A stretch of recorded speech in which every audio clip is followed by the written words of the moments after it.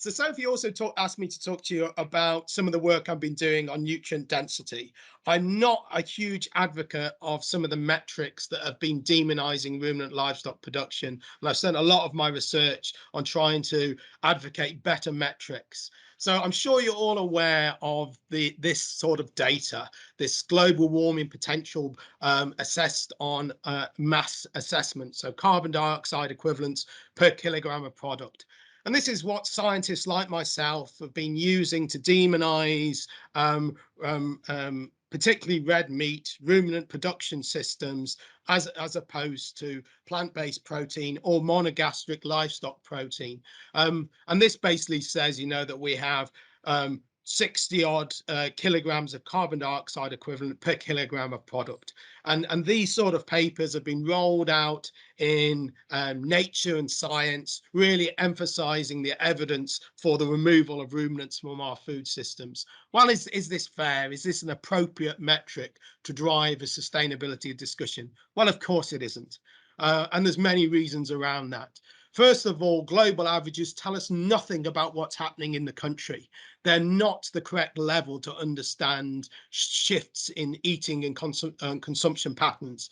The talk that red meat has been driving metabolic syndrome and cardiovascular disease within the UK is completely absurd, because the UK consumption of red meat has been dropping since the 1950s. So if that is true, then that's the first causative inverse relationship I've ever seen. But of course, what's replaced it is chicken. And we need to understand, of course, that we do overconsume protein. I'm not saying for 1 second that we don't. We do need to really reflect the amount of protein that we consume. But it's not about demonizing ruminant production systems at all. The other thing that global averages don't indicate is the fact that countries are very different. If I go back, you'll see these huge error bars.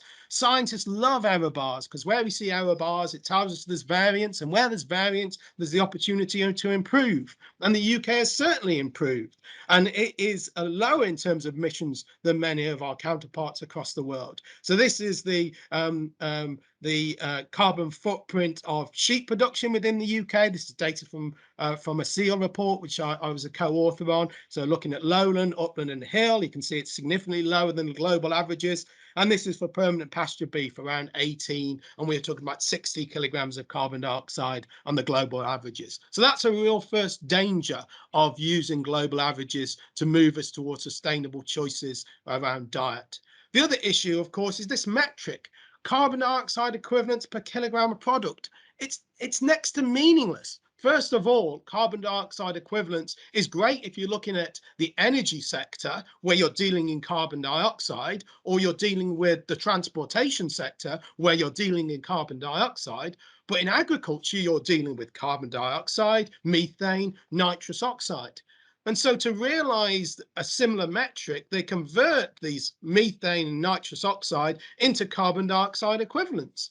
And that'll be okay if all these gas behave the same in the environment. But we know very well, particularly and grateful for the great work from Professor Miles Allen at Oxford, that they behave very differently in the atmosphere. So we need a fairer a reflection of carbon dioxide equivalents impact on the environment. And hence there's a lot of discussion around GWP star. But just to emphasize this point, this does not preclude that we don't a reduction in methane. This emphasizes we need to reduce methane further, because even though it has a higher global warming potential, it has a lower residence time in half-life in the environment, but it gives us that quicker bang to help reduce global warming. So we do need to emphasize a reduction in methane, but we need to fairly reflect the impact of these gases in assessment.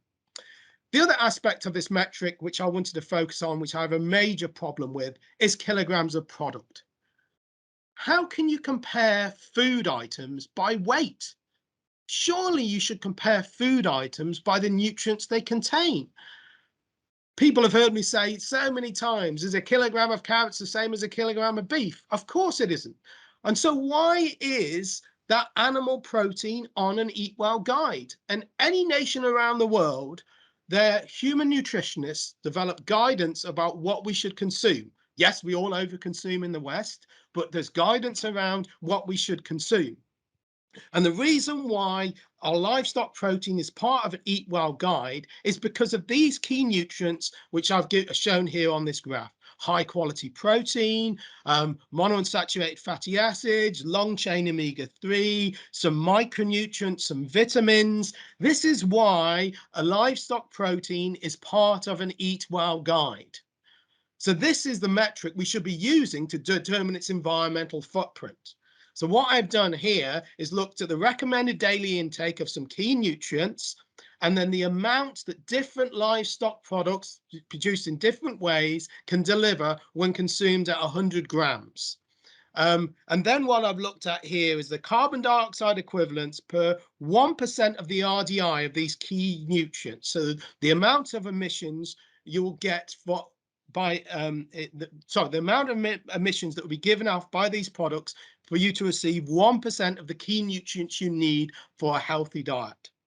And you can see it inverses the relationship you will see and changes the relationship very well compared to that global averages slide. So I'll have a look at that in a bit more detail.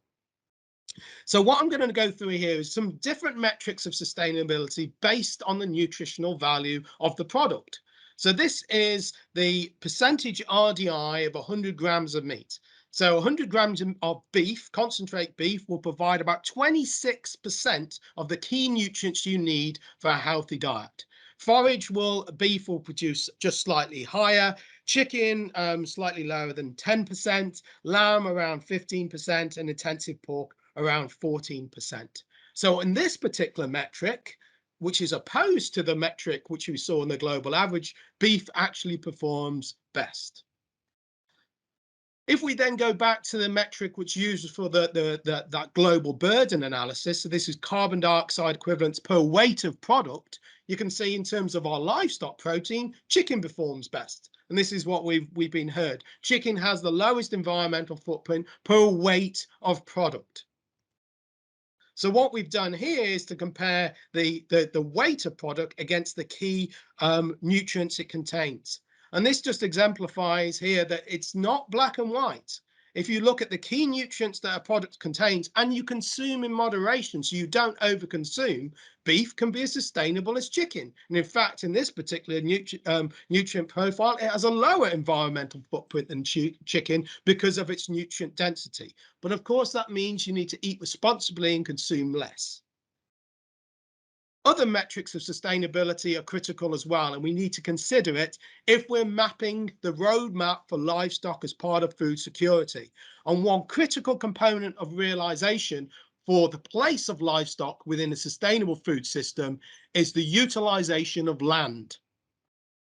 The role that livestock play is part of a circular food economy to utilize resources not suitable for growing human edible feed and as a use of byproducts from the food and feed industry. That is the role of livestock, and that is the role that they're going to have as part of a global sustainable food system to feed 9 billion people by 2050. So this is some analysis we looked at, myself and Mike Wilkerson, that was published in Animal in 2018. A key indicator which is often forget about isn't just total land use, it's about arable land use. Some of the Nature and Science papers demonize ruminant production as being too heavily burdened for land use. But what they're doing is they're comparing a hectare of land in Snowdonia or here in the Lake District looking out my balcony window to a hectare of land in the Fens or in parts of Lincolnshire. So very, very different abilities to grow human edible food. If I look at out my balcony window now, I can see Herdwick sheep. I can't see lots of wheat and barley because, of course, it's not that land is not suitable for that production system. So the key metric here is the amount of arable land use needed to grow that food. And under this particular metric, lamb performs best. And this is relating to the arable land use per kilograms of nutrients. So I just want to show you some analysis which we did to upscale this framework. So when we took this hypothesis that ruminants can provide more nutrients to feed a human population per use of arable land, we said, okay, well, that's okay in terms of paper, in terms of a metric. what does it look at scale? We were lucky enough at the time to be working with INRAE in France, and they had a phenomenal amount of data associated with what they call these agricultural land units, these petites regions agricoles. So GCSE French comes in favourable after all. So there's 571 parts of France broken up into their agricultural regions. And what we did, we looked at the amount of ruminants in each one of those 571 regions and rated it from 0 to 1. So if the region scored 0, all of the livestock was monogastric, so it was all pigs and poultry, and none of it was ruminant. If it was 1, obviously it was the opposite. All of it was ruminants, and there was no monogastrics. We looked at the nutrients which were delivered from those petite regions agricoles, accounting for meat, milk, and egg produced in those regions of France. We then looked at the global warming potential based on a life cycle assessment, and we looked at arable land use to produce that food, including displaced land outside these petites regions agricoles. So in essence, we looked at the food produced in each of those regions, how much was ruminant, how much was monogastric, what were the nutrients that it provided, what was the emissions associated with that land, and how much arable land was needed. So this is the data. So I'll just explain this. So this is the ruminant share. 0 means these regions had no ruminants. 1, they were all ruminants in that region. These are the 571 petite regions agricoles. So these are the regions of France. There's 571 dots. You can count them if you like, but I won't bother.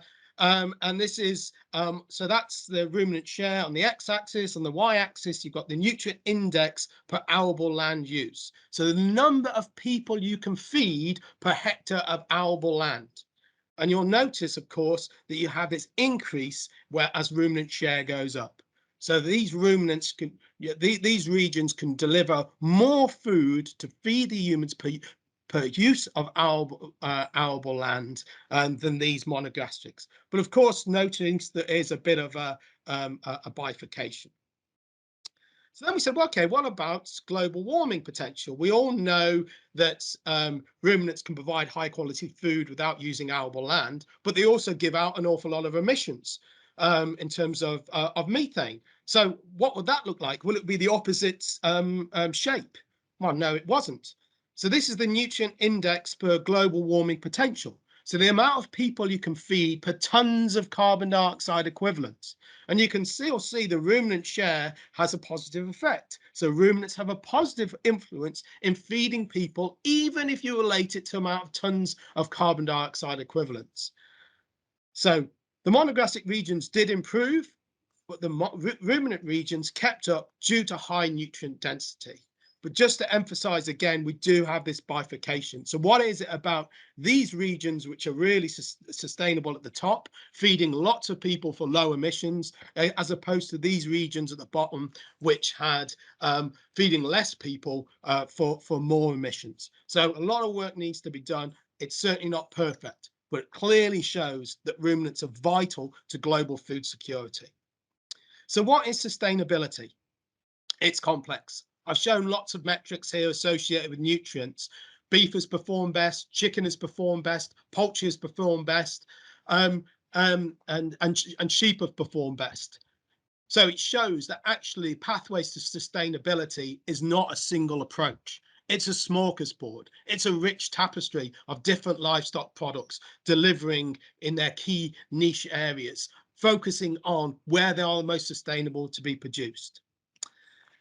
Some other work I'll just go through very, very quickly.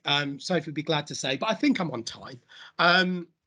So some other work just to emphasize that we also need to look at the quality of the protein and the availability of the nutrients. So this is a paper that we published last year looking at the nutritional value of suckler beef. And we said, okay, we need to move away from using weight as an indicator of quality, just as I've emphasized, and start to look at these sort of metrics. So 100 grams of beef providing 18.6% of the RDI of key nutrients and assessing its environmental impact. And then this great paper from New Zealand by Paul Mohan said, okay, that's great, Michael, you can do this, but you also need to correct the protein for its quality, this DAS score. So the digestible indispensable amino acid score needs to be considered because, of course, livestock protein has a higher bioavailability. We need to consume less of it, which delivers human health. So that drove this assessment. And this was all about the role that livestock protein has as part of an eat well diet, an eat well plate, because all that in the analysis is based on single commodities and single food items. But of course, you don't eat just beef. You don't eat just tofu. You don't eat just bread. You eat a diet. So therefore, you need to think of how the nutrients interact on a plate in a diet, and if you're going to make a view on sustainability. So that's what we did in this analysis. We took different protein items and compared different other ingredients. And if you think about an Eat Well guide, it can be split into 3 portions. Carbohydrates that deliver energy, so they are potatoes, bread or rice. The green leafy vegetables and fruit, which deliver fiber and water-soluble vitamins, which we don't eat enough of. And these are carrots, tomatoes, and cucumbers, always with apples in this analysis. And then the protein sources that we looked at beef, pork, or tofu to be a plant-based protein within this analysis. So to summarize what we did here, if you imagine you at a school canteen and you went up, you can choose one item from the canteen list, either potatoes, pork, either potatoes, bread or rice, and then either beef, pork or tofu, and either carrots, tomatoes or cucumbers. So if enough people go through, you get all that analysis of the different plates of food. What we then looked at was the nutrient density scores for the foods in the protein group, either uncapped or capped. So what capped tells us is the key nutrients that those proteins gives us for the requirement of an average human. Once you hit that requirement, you don't get any further value of those nutrients. So once you hit your requirement for protein, just because your plate gives you more protein, you don't get the value for it. Once you've hit your requirement for vitamin E, you don't get any more value if you eat more vitamin E. So that's the CAP score, this nutrient density. The uncapped score is in red. So if it gives you more protein, you get we add the value of that extra protein. And what you're saying here is that the nutrient density for beef is higher than pork, and it's higher than tofu, but they are closer together. But under capped, you will see there's a much bigger difference. And the reason there's a much bigger difference is because the beef and the pork, the nutrients they contain and why they're on their plate, it's more dissimilar to the plants that are on the plate. The nutrients that protein from livestock provides is more different to the potatoes, bread, rice, carrots, tomatoes, and cucumbers. And so therefore, its capped score is higher. Whereas tofu, because it's much similar, because it's a plant-based source, is more similar to carrots, tomatoes, and cucumbers. So the nutrients it contains is more aligned to those on the plate. So you don't get the added value. So this just shows an example of why different source of proteins are additive on a plate, not detractive. So what we did then, we looked at the carbon dioxide equivalents per nutrient density score, and you'll see that beef is still higher, but it's much closer to tofu than that comparison I showed initially, looking at the global averages. And if you do that analogies on a nutrient density score, you can see per weight, beef would have 15 times the global footprint of tofu, and pork would have 3.5 times the global footprint of tofu. But on a nutrient density score, it's only 2.2 and 1.3. And if you correct for nutrient density, it's closer to parity. We've still got to do that analysis. So, Sophie, I'm sorry if I've overrun. I am now back online and happy to take any questions if there's time. Thank you very much. I managed to unmute, but there will probably echo repeated a bit now.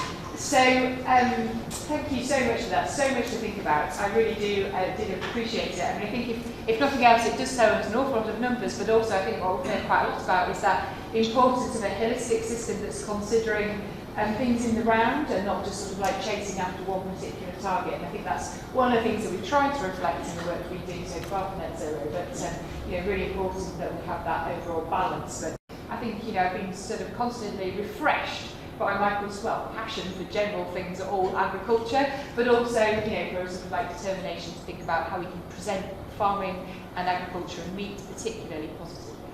So does anybody have any questions that they would like to ask Michael whilst we have him available?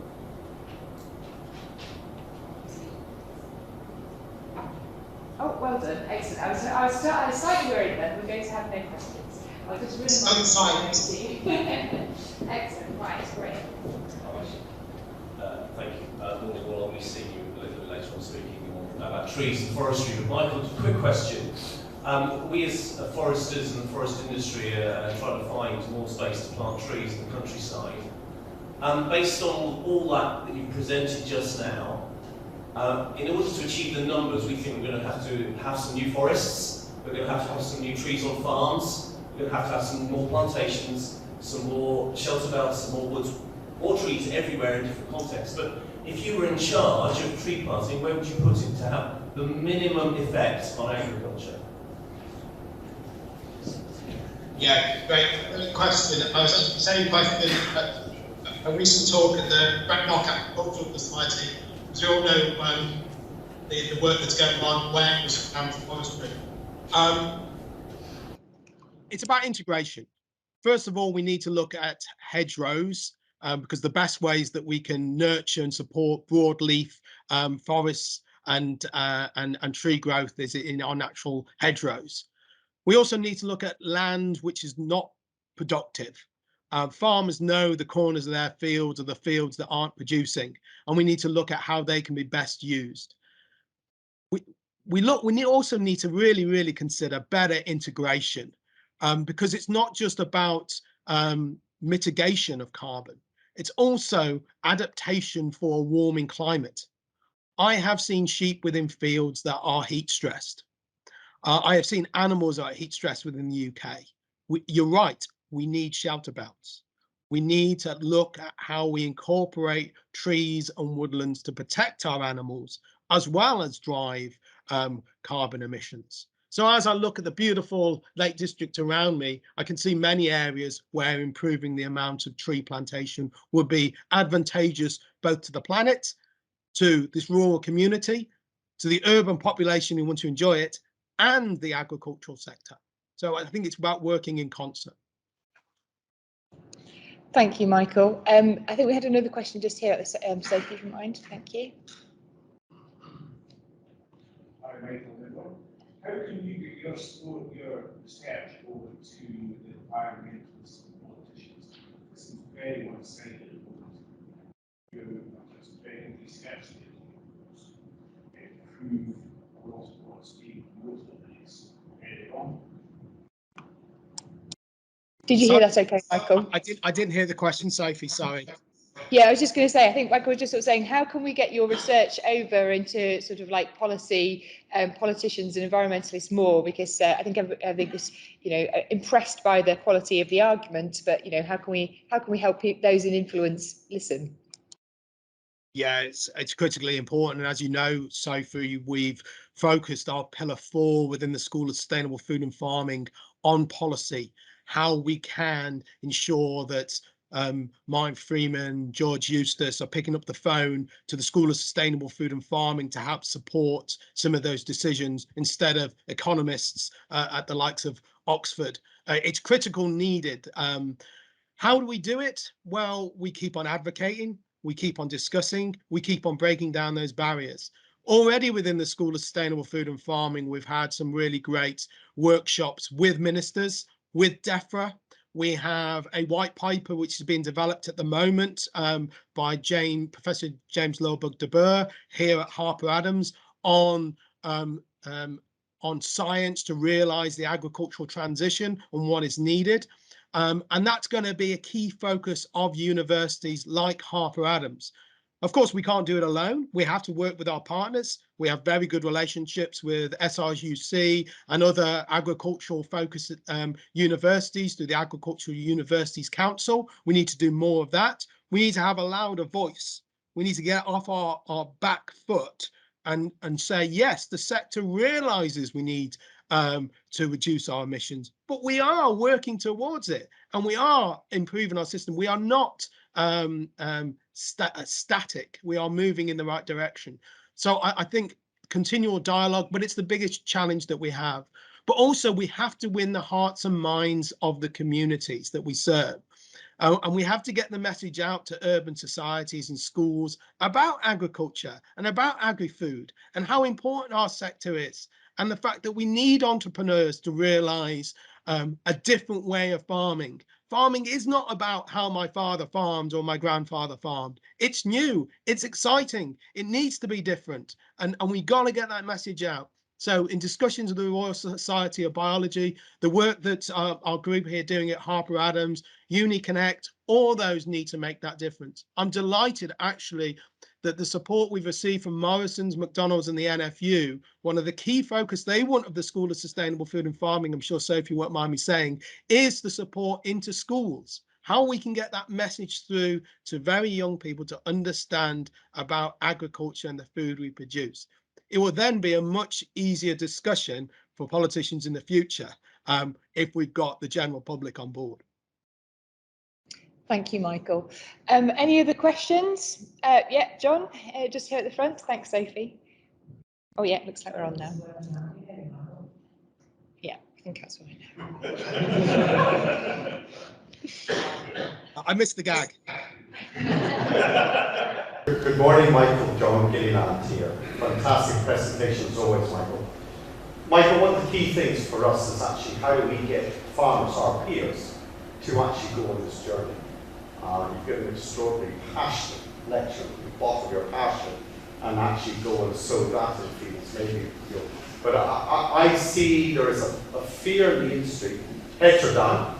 You know, how do we lift heads up and how do we get farmers to engage on this journey? Yeah, thanks, John. It's critical.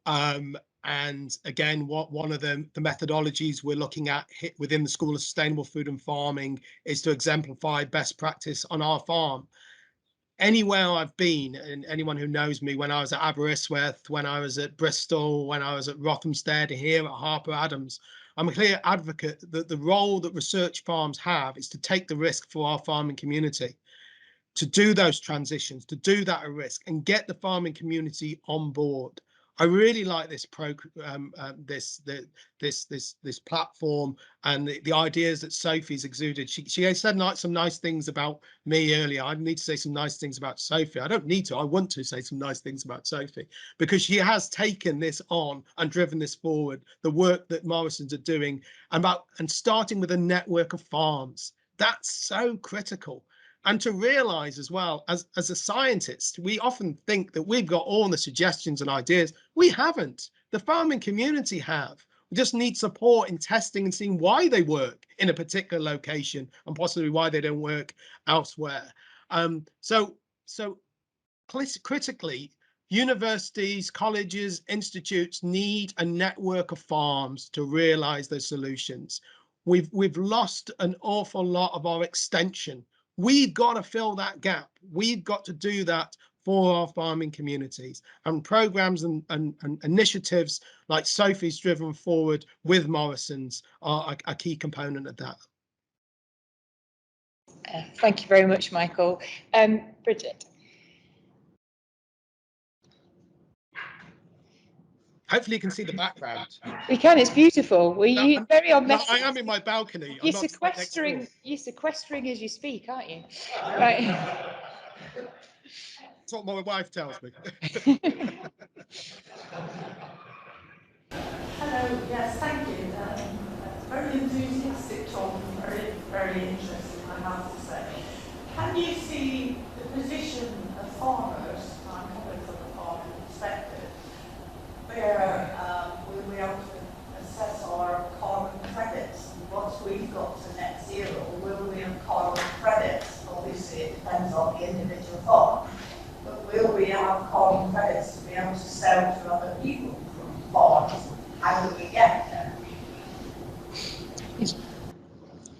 I got some of the Yeah, so that was just sort of saying what's really about a bit of your perception on carbon credits. So, you know, will farmers be able to sort of move into that market in time? Yeah, it's one of the biggest challenges that I think faces the farming community at the moment, is realizing what's best to do on their farm, and we need critically to get support out. Obviously, you can't double count, you can't double sell your carbon. If you're with an initiative to be net zero beef, you need your carbon credits to realize that on farm. But as we look at improving systems, as I said, that first focus on improving efficiency, Sophie summarized it brilliantly, how low you can go. You then can look at the different aspects and potential of your farm. And your land holdings, and as you know, some of the great work that's happening at the Allerton project in terms of the ability of hedgerows and biodiversity indicators, you know, some really great aspects there. So once you've got your efficiency driven, and you've got your sequestration for your own farm, then there will be opportunities for carbon credits. But there needs to be real great advice initially driven to that farm to understand where they are in terms of that benchmark. There's a real danger at the moment of farmers selling before they know what they've got. And I'm really keen to get that message out. And I think the work, again, that Morrisons are doing in terms of net zero beef, let's fully understand where we are within our farm and then look at the wider potential. But there will be opportunities within agriculture within carbon credits. Certainly there will, but we need to do it right.